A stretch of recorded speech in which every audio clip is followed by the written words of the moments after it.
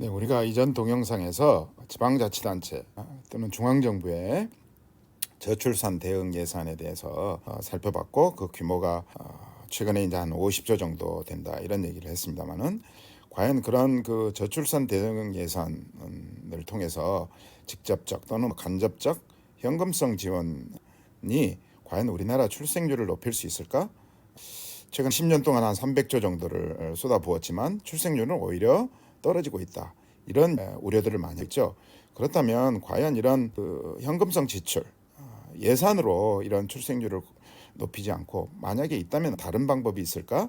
이것과 관련해서 최근 한국은행에서 아주 의미 있는 보고서를 낸 적이 있습니다. 저출산 초고령 사회라고 하는 연구 보고서를 통해서 예산을 통해서 출생률을 높이는 방법도 가능하고, 거기에는 이제 여러 가지 제도적인 것도 있겠죠. 육아휴직 제도라든지 이런 것들도 이제 개선을 해야 되겠지만, 더 중요한 것은 도시의 인구 집중도를 완화하는 것, 해소하는 것이 더 중요하다.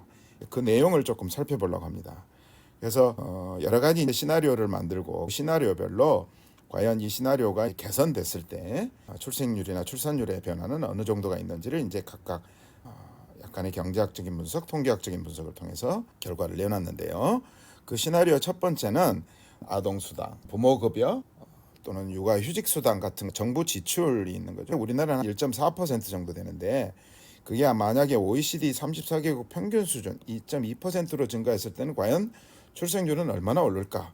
그 효과가 0.05 정도, 그러니까 0.06 정도 되는 거죠. 그다음에 두 번째는 육아휴직 제도의 실이용 기간, 우리는 한 10.3주 정도 되는데 OECD 34개국 평균은 한 61.4주 정도. 그러니까 1년이 넘는 거죠. 굉장히 이게 긴 거죠. 그게 출생률은 0.09 정도를 높이는 효과가 있다. 반올림하면 0.1 정도의 효과가 있다라고 분석을 했고, 그 다음에 청년층 고용률, 우리는 한 58%, 60%가 안 되고 있는데 OECD 34개국 평균 한 66.6%로 증가한다고 한다면 0.119, 0.12 정도 되는 거죠. 앞에 두 개보다는 출생률의 변화를 좀 더 높일 수 있는 방법이다.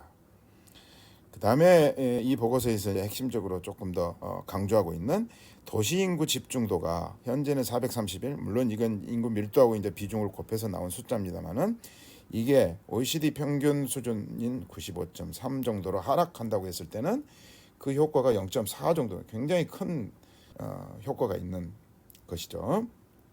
그래서 이게 굉장히 중요하다, 이 보고서는 지적을 하고 있고, 그 다음에 혼외 출산 비중도 OECD 평균 한 43%로 갔을 때 0.16 정도의 효과가 있는 것으로 나타났고, 그 다음에 주택 가격, 최근에 부동산 공화국이라는 얘기도 있고, 그래서 집값이 너무 비싸서 아이를 낳을 수 없다 이런 얘기 많이 하는데, 이 가격 지수가 2015년도 수준으로, 그러니까 지금 104 정도 되는데 100 정도로 낮아졌을 때는 0.002 정도. 그러니까 이거는 그렇게 큰 숫자는 아닙니다만은, 우리가 출생률을 높이는 데는 집값, 주택 가격도 굉장히 고려해야 될 요인 중에 하나다, 이런 차원에서 시나리오에 집어 넣은 것 같고요. 그래서 1번부터 6번까지의 모든 시나리오가 다 OECD 평균 수준으로 달성됐을 때는 0.845 정도의 출생률 제고 효과가 있다.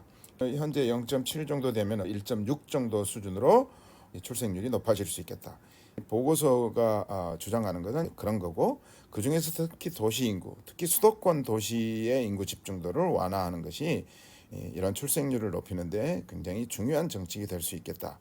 이런 우리가 함의를 끌어내 볼 수 있겠습니다.